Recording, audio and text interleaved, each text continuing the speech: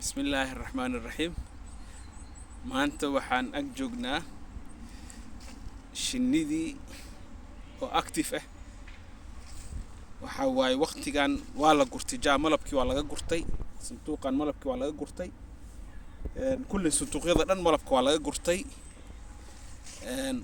waxaa la iibinayaana qiimo aad qaali u ah, laakiin waxaa cajiib ah maanta ayadoo ay tahay bisha 11aad in ay shinnida active zaid ay tahay.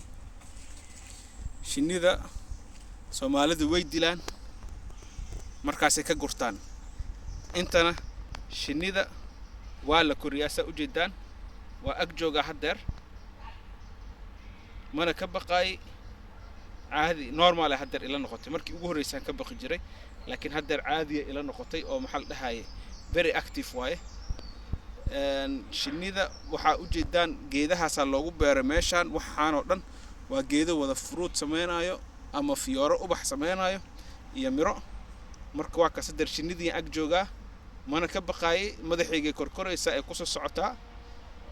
waa kaas Soomaalidana cajanaan fiirinayay, geedu ku dhex jiray, geedkii yaa la gooyay, ka bacdi waa la gubay, ka bacdi shinnidii waa la ceeriyay. meeshii shinnidii qafas ma aragtay gaaguur intii loo samaysto lagu kaydsan lahaa si haddana looga goosto 3 bilood 4 bilood waqti walba oo miraha ma aragtay ubaxa soo baxan laga goosan lahaa. Soomaalidu waxay sameeyeen shinnidii way ceeriyeen wayna dileen. marka waa ayaan daro waaye oo aad iyo aad u xun. marka waa kaas u jeedaan fiirsasho wacan waa kaas shinnidii.